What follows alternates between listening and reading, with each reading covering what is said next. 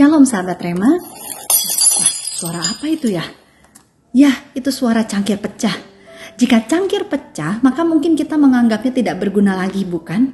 Tapi tahukah saudara, di Jepang ada satu kesenian yang bernama kintsugi, yaitu seni memperbaiki pecahan keramik dengan emas, sehingga retakannya justru menjadi bagian dari keindahan.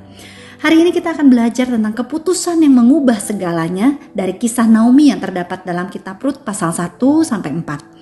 Pada waktu zaman Hakim memerintah, terjadi kelaparan di Bethlehem.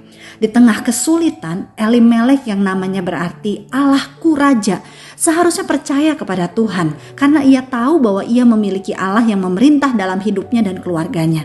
Sementara istrinya Naomi, arti namanya adalah yang manis atau menyenangkan. Namun sangat disayangkan, Elimelek dan Naomi membuat dua keputusan fatal yang membawa keluarga mereka ke titik terendah. Pertama, Elimelek dan keluarganya meninggalkan tanah perjanjian demi ekonomi yang lebih baik dan pindah ke Moab, negeri asing yang tidak menyembah Allah.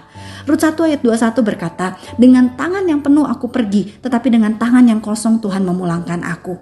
Ini menunjukkan bahwa saat keluarga mereka pindah ke Moab, nampaknya kelaparan itu tidak terlalu parah, masih cukup untuk mereka bertahan hidup. Tapi Elimelek justru meninggalkan tanah perjanjian dan lebih mempercayakan hidupnya kepada bangsa Moab. Yang kedua, keputusan fatal Elimelek dan Naomi yaitu mengizinkan anak-anak mereka menikahi perempuan Moab, bangsa kafir yang jelas-jelas bertentangan dengan firman Tuhan. Dan seperti kita ketahui, di Moab Naomi mengalami penderitaan besar. Ia kehilangan suami dan anak-anaknya. Ia mengalami kejatuhan ekonomi dan rasa malu. Dengan tangan kosong ia pulang menunjukkan bahwa usahanya di Moab selama 10 tahun ini kemungkinan besar gagal. Nama Naomi yang berarti menyenangkan berubah menjadi Mara yang artinya pahit. Namun di tengah kejatuhannya, Naomi membuat satu keputusan yang mengubah segalanya. Ia kembali kepada Tuhan, kembali kepada bangsanya dan kepada komunitas yang menyembah Allah. Bagaimana dengan kita? Apakah kita juga sedang mengalami masa sulit, kekecewaan, atau merasa hidup kita seperti cangkir yang pecah, gagal, hancur, dan tidak bernilai? Kabar baiknya, Tuhan tidak pernah meninggalkan kita. Serahkan setiap serpihan hidup kita kepada Tuhan, karena hanya Ia yang mampu mengubah kehancuran menjadi kemuliaan. He is God who can turn a broken piece into a masterpiece. Sahabat Rema, pengharapan kita bukan berdasarkan kenyataan hidup. Pengharapan kita harus menantang kenyataan hidup.